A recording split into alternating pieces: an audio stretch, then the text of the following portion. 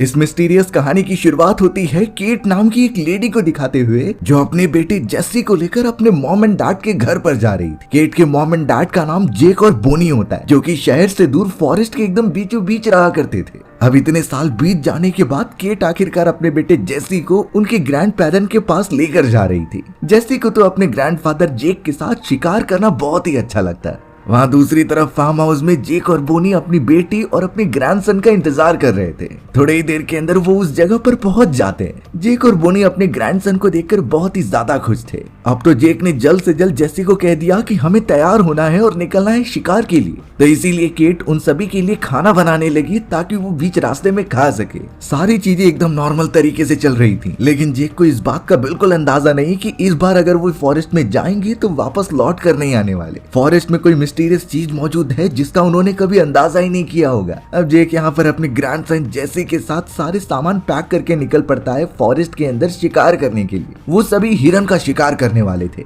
जेक ये सारी चीजें बहुत पहले से करता आया है और उसे इस जगह के बारे में पता है कि ये उतनी खतरनाक नहीं है। थोड़ी दूर पर आने के बाद वो दोनों एक कोने में चले गए और वहाँ से जेसी एक हिरन को देख पा रहा था। जेक ने तो अब अपने ग्रैंडसन जेसी को कहा कि तुम उसके ऊपर निशाना लगाओ। जेसी के हाथ में जो बंदूक मौजूद थी उससे वो सीधा निशाना लगाता है उस हिरन के ऊपर, जो एकदम करेक्ट लगा था और हिरन एकदम घायल हो गया। जेक अपने ग्रैंडसन के इस निशाने से बहुत ही ज्यादा इंप्रेस होता है। वो दोनों तो अब हिरन की डेड बॉडी को देखने चले गए जो थोड़ी दूरी पर थी। अब लगातार आगे बढ़ने पर जेसी को थोड़ी सी भूख लग जाती है। वो अपनी मदर द्वारा दिया गया सैंडविच निकालता है और उसे खाने लगा, लेकिन जेक को उस हिरन को ढूंढना था, इसीलिए वो धीरे धीरे आगे बढ़ता ही जाता। जेसी तो अपने ग्रैंडफादर से थोड़ा सा पीछे रह गया था। अब जेसी यहाँ पर सैंडविच तो खा रहा होता है, लेकिन उसे झाड़ियों के बीच में से कुछ आवाजें आने लगी। जेसी को लग रहा था कि ये कोई छोटा मोटा जानवर होगा, इसीलिए वो अपना थोड़ा सा सैंडविच निकालकर उसकी तरफ ऑफर करने लगा। बट उन झाड़ियों में जो भी जानवर था वो इस चीज को देखकर एकदम डर के भाग गया। अब यहाँ से जेसी और जेक अलग हो चुके थे। जेक तो अपनी बंदूक लेकर उस हिरन के पास पहुंचता है क्योंकि वो घायल होकर भाग सकता था। एक मोमेंट पर वहां पहुंचते ही उसे हिरन मिल गया और वो तुरंत ही उसे गोली मार देता है। बट जेक एकदम चौंक गया क्योंकि पीछे उसकी जेसी मौजूद ही नहीं था। वो उससे कहीं दूर चला गया होता है। इसीलिए अब जेक एकदम परेशान होकर अपने ग्रैंडसन को चारों तरफ ढूंढने लगा। अब जेक यहाँ जब पीछे वाले रास्ते पर आता है तो उसने देखा कि उसके ग्रैंडसन का बैग और बंदूक मौजूद है, बट वो कहीं भी नहीं मिल रहा। इस बात से जेक को बहुत ज्यादा टेंशन आने लगी क्योंकि ये फॉरेस्ट एरिया है। यहाँ पर कोई भी जानवर उसे मिल सकते हैं जो कि जेसी को हानि पहुंचाने में ज्यादा देरी नहीं करेंगे। इसीलिए अब जेक सारी चीजें छोड़कर सबसे पहले जेसी को ढूंढता है। यहाँ जेसी तो उसी अजीब तरीके की आवाज को फॉलो करते हुए फॉरेस्ट में जा रहा था। ट्रेवल करते दौरान उसके रास्ते में एक अजीब सा स्ट्रक्चर आता है। दरअसल ये कुछ सीढ़ियां थी जो अजीब तरीके के फॉरेस्ट के बीचों बीच होती हैं। ताज्जुब की बात ये थी कि वहाँ ना तो कोई घर था और ना ही टूटा फूटा मकान। फिर ये अजीब तरीके की सीढ़ियां यहाँ पर क्या कर रही हैं? इनकी कंडीशन भी एकदम से नॉर्मल थी, जैसे कि ये अभी अभी बनाई गई हो। अब इन्हीं चीजों के बारे में जानने के लिए जेसी थोड़ा और उसके पास चला जाता है। ये सारी चीजें थोड़ी सी डरावनी भी लग रही थी। अब अचानक जेसी नोटिस करता है कि उस सीढ़ियों के ठीक पीछे कोई तो मौजूद है। वो यहाँ से वहाँ भाग रहा है जैसे कि वो अट्रैक्ट करना चाहता हो जेसी को अपनी तरफ। जेसी तो उन सीढ़ियों के ऊपर चढ़कर भी देखता है और उसके पीछे भी चला जाता है आवाज सुनकर। अब तक तो सब कुछ ठीक चल रहा था, लेकिन अचानक हमें कुछ हाथ दिखाई दिए जिसने कि जेसी को पकड़कर अंदर खींच लिया। वहाँ उसके ग्रैंडफादर जेक को जेसी के चिल्लाने की आवाज आती है, इसीलिए वो भागते हुए उस जगह पर जाने लगी। थोड़ी देर के अंदर जेक भी उस सीढ़ियों के पास पहुंच जाता है। अब जेक देख रहा था कि उसका ग्रैंडसन कहां पर गया, पर पता चलता है कि वो तो सीढ़ियों के पीछे से चिल्लाने की आवाज निकाल रहा है और कोई चीज उसे अंदर खींच रही है। जेक तुरंत ही उसे बचाने के लिए वहां पर गया और अपने बंदूक से फायर करने लगा, बट वहां पर जो भी अनजान चीज थी उसने जेसी के साथ साथ जेक को भी अंदर खींच लिया होता है। यानी अब दोनों ही उस जगह से मिसिंग हो चुके हैं, बहुत ही अनजान रीजन की वजह से। उन दोनों का तो इस मोमेंट के बाद कुछ पता नहीं चला था, यानी वो मिसिंग हो चुके होते हैं और अब धीरे धीरे कई साल बीतते चले गए। इसी फॉरेस्ट माउंटेन के ऊपर कई सारे ट्रेवलर्स ट्रेकिंग के लिए आया करते थे। अब हमें जॉश और निक नाम के दो टूरिस्ट दिखाए जाते हैं जो कि उसी माउंटेन के ऊपर ट्रेकिंग करने के लिए आए थे। वो सब तो अपने सामान इकट्ठा करके पास ही वाले एक शॉप में कुछ और प्रोडक्ट लेने के लिए चले जाते हैं। जॉश और निक अपने कुछ और दोस्तों के भी साथ आए थे जो यहाँ पहुंचने वाले होते हैं। उनका मेन काम था कि एंजॉय करना और बहुत अच्छी तरीके से इस माउंटेन की ट्रेकिंग करना। अब जैसे जॉश और निक उस जगह पर पहुंचते हैं तो वहाँ के एक शॉपकीपर से उनके कुछ बातचीत होने लगी। शॉपकीपर ने साफ उन्हें कह दिया कि इस फॉरेस्ट में रेड मून के टाइम पर नहीं जाना चाहिए, यहाँ कितने लोग बहुत मिस्टीरियस तरीके से गायब हो चुके हैं। अब जॉश तो इन चीजों को एकदम इग्नोर कर रहा था, लेकिन निक देखता है वहाँ कई सारे लोगों की मिसिंग पोस्टर्स लगे हुए हैं, यानी कहीं ना कहीं ये चीजें रियल हो सकती हैं। पर अब वो सब तो प्लान बना चुके थे, इस तरीके से कैंसिल नहीं किया जा सकता। जॉश और निक तो अब सारे दिए गए सामान लेकर निकल पड़ते हैं अपने दूसरी लोकेशन की तरफ। थोड़ी ही देर में उनके दो दोस्त आ जाते हैं जिनका नाम जॉर्डन और रेबेका था। वो दोनों बहुत ही अच्छे कपल होते हैं, लेकिन साथ ही साथ उनका एक बहुत ही नाकारा दोस्त जिसका नाम डिग होता है वो भी आ चुका था। उन सभी को डिग पसंद नहीं होता क्योंकि वो किसी भी चीज को सीरियस लेता ही नहीं था। यही बातें अब लोगों को इरिटेट करने लगी थी, लेकिन डिग अब आ चुका था तो उसे वापस नहीं भेजा जा सकता। इसीलिए सारे दोस्त डिसाइड करते हैं कि वो आगे बढ़ेंगे। अब उनका ये माउंटेन ट्रेकिंग का मजा चालू हो चुका था, जो कि लगातार फॉरेस्ट के एरिया से ऊपर जा रहे थे। इन सभी को भी अभी कुछ नहीं अंदाजा कि आगे चलकर इनके साथ कौन सी बुरी घटनाएं होने वाली हैं। अब उन सभी को चलते हुए कुछ घंटे बीत चुके थे। सभी बहुत ज्यादा थक भी गए होते हैं, पर रेबेका ने बताया कि हमारा स्पॉट अभी भी दूर है। यहाँ निक बहुत ज्यादा थक चुका था क्योंकि उसका सामान भारी होता है। उसने तो सभी को रुक कर थोड़ा आराम करने के लिए कहा,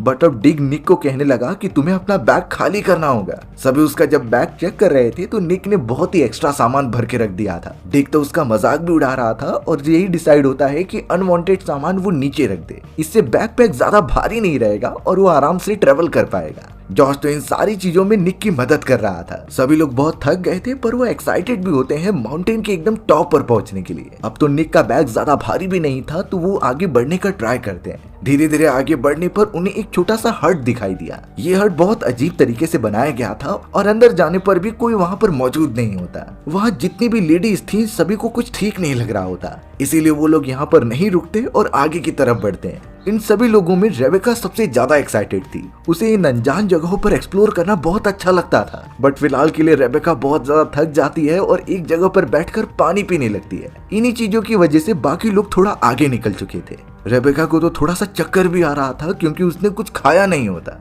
उसे ट्रेवलिंग के टाइम पे यूजुअली ज्यादा भूख नहीं लगती। अब यहाँ पर जब रेबेका एक पेड़ के नीचे बैठकर पानी पी रही होती है तो उसकी तरफ हमें कोई लेडी चलते हुए आते दिखाई दी। वो अनजान सी लेडी जब एकदम रेबेका के क्लोज आती है तो उसके पैर एकदम से घिनौने थे। रेबेका जब धीरे से ऊपर देख रही थी तो उसका चेहरा भी काफी डरावना होता है। वो तो जोर से रेबेका के ऊपर झपट्टा मारने ही वाली थी, बट रेबेका ने तुरंत ही चिल्लाया अपने साथियों की मदद के लिए। पर रेबेका के सभी साथी थोड़ा सा आगे निकल चुके थे। रेबेका उस लेडी से एकदम डरी हुई होती है और थोड़ा सा पीछे की तरफ हो जाती है। जब तक रेबेका अपने कंट्रोल में आती तब तक वो अनजान सी लेडी वहाँ से जा चुकी थी। रेबेका सारे सामान को लेकर अपने दोस्तों को ढूंढने लगी होती है। अब वो अचानक उसी हट के पास पहुंच गई जहां से वो लोग गुजरे थे, पर उसके अंदर देखने पर पता चलता है कि वही अनजान सी लेडी उसमें मौजूद है जो रेबेका को डरा रही है चिल्लाकर। रेबेका काफी ज्यादा पैनिक हो जाती है और इतना जोर से चिल्लाती है कि इस बार उसके दोस्तों ने रेबेका की आवाज सुन ली थी। सभी रेबेका के पास उसकी मदद करने के लिए आने लगे। रेबेका की ऐसी हालत देखकर सभी एकदम चौंक गए। वो बहुत रो रही थी और यही कहती है कि उस जगह पर एक अनजान सी लेडी है और उसने तो मुझ पर हमला करने की भी कोशिश की। ये बातें सुनने के बाद बाकी लोग ज्यादा बिलीव नहीं कर रहे थे। उन्हें लग रहा था कि रेबेका काफी कमजोर फील कर रही है, इसीलिए उसे हेलुसिनेशन हो रहे हैं। डिक तो इन सारी चीजों में रेबेका का मजाक भी उड़ाता है और वहाँ से आगे बढ़ जाता है। सभी लोग रेबेका की मदद करते हैं चलने के लिए। अब थोड़ा आगे बढ़ने पर पता चला कि डिक गायब हो चुका है। डिक कहीं भी मिल नहीं रहा था और उसके सिर्फ कपड़े ही वहाँ पर पड़े हुए थे। सभी एकदम चौंक गए और डिक को आवाज देने लगे, पर यहाँ तो वो नाकारा डिक पानी में मौजूद होता है जो मजे कर रहा था। उसे लगता है कि वो काफी कूल है और इस तरीके से सभी को हंसा देगा, बट वो बाकी लोगों को डिसअपॉइंट करने के अलावा कुछ भी नहीं कर रहा था। लेकिन डिक जब यहाँ पर पानी से बाहर निकलता है तो पता चला कि उसकी बॉडी से कई सारी लीचेस चिपक चुकी हैं। वो एकदम से परेशान हो गया और चिल्लाने लगा। बाकी लोग उसकी मदद करते हैं और लीचेस को निकालते हैं उसकी बॉडी से। शायद इसके बाद डिक कहीं भी अकेले नहीं जाएगा। अब सारे लोग अपने ट्रेकिंग पर ध्यान देते हैं और आगे बढ़ने लगते हैं। वो सारे लोग तो अब थोड़ा सा घबराए हुए थे क्योंकि रेबेका का बिहेवियर एकदम से चेंज होता है, लेकिन उन सभी को अपनी ट्रेकिंग कंप्लीट करनी थी तो आगे बढ़ना ही होगा। अब जब वो सभी उस रास्ते से थोड़ा और आगे की तरफ जाते हैं तो उन्हें एक आदमी दिखाई दिया। यह आदमी बहुत अजीब तरीके से कुछ तो एक्टिंग कर रहा था। उसके ठीक सामने कोई और नहीं बल्कि वही लेडी होती है जिसने रेबेका के ऊपर हमला किया था। वो लेडी बैठकर कुछ तो कर रही होती है। सभी लोग साइड से देख रहे थे कि आखिर उस जगह पर हो क्या रहा है, और वो अनजान आदमी जिसने की सूट पहना हुआ था वो तो उस लेडी से कुछ तो रिक्वेस्ट करके बातें कर रहा होता है। पास जाने पर वो सारे के सारे शॉक रह गए, क्योंकि उस आदमी के सर पर गहरी चोट लगी हुई थी और वो उसके ऊपर ध्यान भी नहीं दे रहा था। उस पागल सी लेडी के हाथ में एक छोटा सा बच्चा होता है जो उसके साथ कुछ तो रिचुअल परफॉर्म कर रही थी। वो तो उस छोटे बच्चे को कुछ न कुछ तो कर रही थी। रेबेका, जॉर्डन और सारी लेडीज इन चीजों को देखकर एकदम से डिस्टर्ब हो जाते हैं। जब बाकी सारे लोग उस आदमी से जाकर पूछते हैं कि आखिर यहाँ क्या हो रहा है, तो वो एकदम से पागल हो गया। उसके हाथ में एक गन भी मौजूद थी जिससे कि वो उन सभी पर पॉइंट कर दे रहा था। अब बात इतनी ज्यादा बिगड़ जाती है कि वो आदमी नहीं चाहता कि ये सारे लोग इस जगह पर मौजूद हों, इसीलिए उसने तुरंत ही बंदूक उठाई और बाकी लोगों पर फायर करने के बजाय खुद को ही मार दिया। पर इससे डराने वाली बात ये होती है कि उस आदमी को कुछ भी नहीं हुआ था। वो अभी भी खड़ा था और एकदम नॉर्मल बिहेव करता है। अब इन आवाजों को सुनकर वही पागल लेडी खड़ी हो जाती है और अपने हाथ में लिए हुए बच्चे को दिखाती है। सभी वहां से अब डर कर भागने लगे थे, क्योंकि ये बच्चा कोई इंसानी बच्चा नहीं था, बल्कि ये तो एक अजीब तरीके का क्रिएचर बच्चा होता है जो बहुत ही खौफनाक लग रहा था। उस अनजान से आदमी ने तो बंदूक उन सभी की तरफ कर दिया, जिससे वो अपनी जान बचाकर भाग जाते हैं। पीछे से वो लगातार उन्हें डराने के लिए शूट करता जा रहा था। पर बात ये निकल कर आती है कि उस आदमी ने उन्हें मारा क्यों नहीं। उसके पास चांस था कि वो उनमें से एक एक को खत्म कर दे। जैसे लग रहा होता है कि वो आदमी और पागल औरत किसी चीज की सुरक्षा कर रहे हैं। जॉश, निक और ये सारे लोग अपनी जान बचाकर दूसरी तरफ जा रहे थे और अब शायद उनके दिमाग से ट्रेकिंग का भूत उतर चुका होगा। निक के कुछ बैकपैक वहीं पर गिर जाते हैं, पर फिलहाल वो अपनी जान बचा रहे थे। काफी दूर वाले रास्ते पर आने के बाद वो थोड़ा बैठकर रिलैक्स करते हैं। अब तो उन सभी को ये था कि किसी भी तरीके से यहाँ से निकलो, हमें अब कोई भी ट्रेकिंग नहीं करनी और अपनी जान बचानी है। निक और जॉश भी यही राय दे रहे थे कि हमें अब ये कंटिन्यू नहीं करना चाहिए। ये फॉरेस्ट वियर्ड से भी वियर्ड होता जा रहा है। बट जॉर्डन नाम की एक लेडी बताने वाली थी कि अगर हम अब निकलना स्टार्ट करेंगे तो काफी देर हो जाएगी, क्योंकि अब रात का समय आ चुका है और यहाँ अंधेरा हो जाएगा और रात के टाइम पर ट्रेवल करना बहुत खतरनाक हो सकता था। निक इस मोमेंट पर काफी पैनिक होने लगा, क्योंकि वो पहले से ही डरा हुआ था। वो तो सभी को यहाँ से जल्द चलने के लिए कहता है, लेकिन उन्हें समझ चुका था कि उन्हें रात यहीं गुजारनी है। ऊपर से वो सब फॉरेस्ट के काफी अंदर आ चुके थे, तो यहाँ से मदद मांगना तो बहुत मुश्किल हो सकता है। सुबह होने के बाद ही वो कुछ कांटेक्ट करने का ट्राई कर सकते हैं। जॉस तो निक को अच्छी तरीके से संभाल रहा था और उसे आश्वासन देता है कि हम यहाँ से निकल जाएंगे। अब यहाँ रात का समय हो चुका था और उन लोगों ने अपने टेंट बिछाना स्टार्ट कर दिया। सभी लोग जगे हुए थे और एक एक करके पहरा दे रहे होते हैं। बट यहाँ डिक तो एकदम केयरलेस होता है। उसने तो एक ड्रिंक निकाली जिससे कि वो पीते हुए काफी नशे में था। उसे कुछ सोच ही नहीं होता कि वो फॉरेस्ट में मौजूद है और अभी अभी उन्होंने काफी वियर्ड चीजें देखी हैं। जॉश बैठकर बेचारा पहरा दे रहा था और जिसे जिसे नींद आती है उसे सोने के लिए कह देता है। डिग यहाँ पर सीधा चला गया अपने टेंट के अंदर आराम करने के लिए। अब धीरे धीरे सभी लोग ऐसे ही सोते जा रहे थे और मिडनाइट का समय आ चुका था। अचानक अब हमें दिखाया गया कि डिग का टेंट कोई खोल रहा है और अब जो भी वहां था वो उसका पैर पकड़कर खींचने लगा। डिग तो अपने ही इमेजिनेशन में खोया हुआ था और उन सपनों में वो खुद को और जॉर्डन को पास आते हुए देखता है। पर धीरे धीरे जब डिक को चोट लगने लगी तो वो एकदम से अपने सपनों में से उठ गया। जब वो अपनी आंखें खोलकर देखता है तो उसके सामने एक खतरनाक क्रिएचर था। उस क्रिएचर के नुकीले दांत और नुकीले नाखून होते हैं, जिसने तुरंत ही डिक पर बुरी तरीके से हमला करना स्टार्ट कर दिया। डिक तो जोर जोर से चिल्लाता है और अपनी मदद की मांग करता है। बाकी सारे लोग भी डिक की इस आवाज को सुन लेते हैं और उसकी तरफ जाने लगते हैं मदद करने के लिए। जॉश और निक सबसे पहले उस जगह पर पहुंचे। वहां पर उन्हें डिक का टेंट और उसके जूते मिलते हैं, लेकिन डिक कहीं दिखाई नहीं दे रहा था। सारी लेडीज इन चीजों को देखकर काफी पैनिक हो गई, क्योंकि उस जगह पर खून भी मौजूद थे। जॉर्डन को लग रहा होता है कि शायद ये किसी जंगली जानवर का काम हो सकता है, बट वो जंगली जानवर किस टाइप का था ये उन्हें अंदाजा नहीं। रेबेका उन सभी को बताने लगी कि हमें दूसरी तरफ भागना चाहिए, जिससे हमें यहाँ से बाहर निकलने का रास्ता मिल जाए। बट जॉश ने ये कह दिया कि हम डिक को लिए बिना नहीं जाएंगे, हमें डिक को किसी भी हालत में ढूंढना होगा। रेबेका जो इस पूरे ट्रिप की ऑर्गेनाइजर थी, उसने तो मैप लाना भी भूल गई, यानी वो अच्छी तरीके से डायरेक्शन भी नहीं देख सकती कि बाहर निकलने का रास्ता कहाँ पर है। अब जॉश और बाकी सारे लोग धीरे धीरे आगे बढ़ते हैं डिक को ढूंढने के लिए। अब झाड़ियों के बीच अचानक उन्हें कुछ रोशनी दिखाई दी। उसी रोशनी को जब वो फॉलो करते हैं तो वो एक खुली जगह पर आ गए। सबसे शॉकिंग बात ये होती है कि उनके बीचों बीच वही सीढ़ियां मौजूद थी जो हमें कहानी की शुरुआत में दिखाई गई होती हैं। सीढ़ियों के साइड में तो लैंप्स लगाए गए थे जो रोशनी प्रदान कर रहे होते हैं। बट ये अनजान चीजें फॉरेस्ट के बीचों बीच क्या कर रही है और किसने ये किया, ये सब अनजान था। सभी अब धीरे धीरे उन्हीं सीढ़ियों के पास जाकर देखने लगे। यहाँ जॉश और निक जब उन सीढ़ियों की जांच पड़ताल कर रहे थे तभी उन्हें पीछे से एक दरवाजा दिखाई दिया। उस दरवाजे के अंदर से कुछ तो आवाजें आ रही होती हैं, इसीलिए जॉश और निक ने डिसाइड किया कि वो अंदर जाएंगे। दरवाजा ओपन करते ही जॉश ने जैसे ही कदम रखा तो वो नीचे गिर जाता है। उसके पैर में बहुत ज्यादा चोट लगी थी और वो घायल हो चुका था।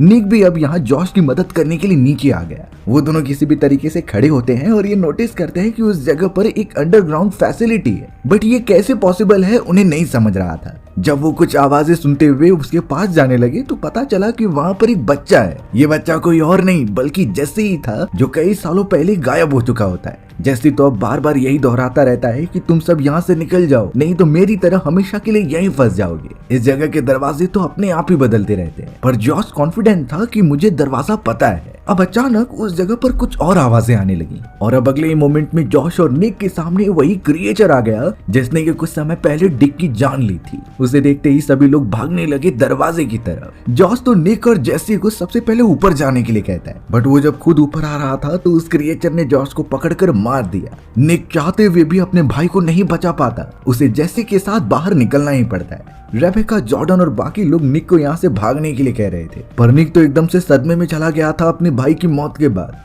इनफैक्ट अब तो वो खतरनाक क्रिएचर दरवाजा तोड़कर बाहर आता है। निक भी अब बाकियों के साथ वहाँ से कहीं दूर जाने लगा। थोड़ी देर तक भागते हुए निक अचानक एक गड्ढे में गिर जाता है जहाँ कई सारे लोगों की लाशें पड़ी हुई थी। ये सारी डेड बॉडीज उन लोगों की होती हैं जिसे कि उन क्रिएचर ने मारा था। इनफैक्ट वहाँ पर तो डिक की भी डेड बॉडी थी। निक तो काफी चिल्लाने लगा जिससे बाकी लोग उसे लोकेट कर लेते हैं और एक जगह पर इकट्ठा होकर यहाँ से बाहर निकलने का ट्राई करते हैं। जॉर्डन को तो एक वैन दिखाई थी जिसमें वो सभी को बुलाने लगी थी। जब एक एक करके सभी उसके अंदर पहुंच रहे थे तो रेबेका को अचानक उसी क्रिएचर ने पकड़ लिया था। निक तो रेबेका को बचाने की कोशिश भी करता है, बट उसमें वो नाकामयाब हो गया। जल्द से जल्द उन्होंने वैन का वो दरवाजा बंद कर दिया था। उस जगह पर तो वो छोटा बच्चा जेसी भी मौजूद था। निक एकदम से बहुत ही गिल्टी फील कर रहा होता है क्योंकि वो जॉश को बचा सकता था, बट ये चीजें इतनी जल्दी हुई कि वो कुछ कर ही नहीं पाया। जेसी तो अब यहाँ अपने बारे में कुछ बताने लगा कि कैसे वो कई साल पहले इसके अंदर फंस चुका था। अब यहाँ सबसे ज्यादा शॉकिंग बात ये होती है कि निक भी पहचान गया था जेसी को, क्योंकि 25 इयर्स पहले उसके भी क्लासमेट जिसका नाम जेसी था वो गायब हो चुका होता है और कहीं ना कहीं उसकी शक्ल इसके जैसी मिल रही थी, यानी यही उसका सालों पुराना वाला जेसी है। जेसी ने कहा कि जब वो इस दरवाजे के अंदर गया तब वो कभी बाहर ही नहीं निकल पाया और देखने से ऐसा लगता है कि जेसी ने टाइम ट्रेवल किया हो या फिर उसके लिए टाइम बहुत ही स्लो बीत रहा था और इसी वजह से उसकी उम्र आज तक बढ़ी ही नहीं। जेसी तो उस क्रिएचर से ही डरता रहता, इसीलिए उसने दरवाजे तक आने की कभी कोशिश ही नहीं की, बट उन सभी को यहाँ से निकलना होगा किसी भी हालत में। जॉर्डन तो अब निक के साथ एक प्लान बनाती है और उन्हें एक गन भी मिल गई थी। क्रिएचर को अपनी तरफ अट्रैक्ट करने के बाद जॉर्डन लगातार उस पर फायर करने लगी, बट उन गोलियों का मानो उस क्रिएचर पर कुछ असर ही ना पड़ रहा हो। उसने जॉर्डन को बुरी तरीके से पकड़ा और मारने लगी। निक तो और ज्यादा डर जाता है, इसीलिए उसने वैन का दरवाजा बंद कर लिया और एकदम से पैनिक होने लगा। अब तक तो उसके सारे दोस्त मारे जा चुके हैं। निक किसी भी तरीके से अब अपने मरे हुए दोस्तों का बदला लेना चाहता था, इसीलिए उसने अपने डर को मिटा दिया और एक गैसोलीन का सिलेंडर लेकर उसके पास चला जाता है। निक ने वो सिलेंडर दूर फेंका और उस क्रिएचर को आकर्षित करने लगा। क्रिएचर जैसे ही सिलेंडर के पास पहुंचता है तभी निक ने वहां आग लगा दी। अचानक वहां ब्लास्ट होने की वजह से क्रिएचर पूरा जलने लगा था। वो तो चिल्लाते हुए वहां से भाग जाता है। अब यहाँ निक जब जेसी के साथ उस सीढ़ी वाले रास्ते पर आया तो देखा कि वो भी जल रहा है, यानी शायद अब सब कुछ नॉर्मल हो चुका है। अगले दिन पुलिस ऑफिसर्स के वहां आने पर उन दोनों को रेस्क्यू कर लिया जाता है और इवन जेसी की मदर को भी बुला लिया गया था। जेसी की मदर काफी बड़ी हो चुकी थी और उसका बेटा वैसे का वैसा ही था, बट वो उससे मिलकर बहुत ज्यादा खुश हो रही होती है। निक से भी पूछताछ की गई और उसे छोड़ दिया गया, बट इस मोमेंट के बाद निक और जेसी एक अच्छे दोस्त बन चुके थे। उनके पास एक ऐसी अजीब सी पहेली थी जो आज तक सुलझ नहीं पाई है और हमारी भी कहानी इसी तरीके से यहीं खत्म हो गई। सो व्यूअर्स, आपको ये स्टोरी कैसी लगी कमेंट सेक्शन में बताना भूलना मत, और अगर आपको मेरा एक्सप्लेनेशन 1% भी अच्छा लगा होगा ना तो वीडियो को लाइक एंड चैनल को सब्सक्राइब जरूर कर देना। मिलते हैं इसी तरीके की मजेदार वीडियोस में, तब तक के लिए बाय बाय।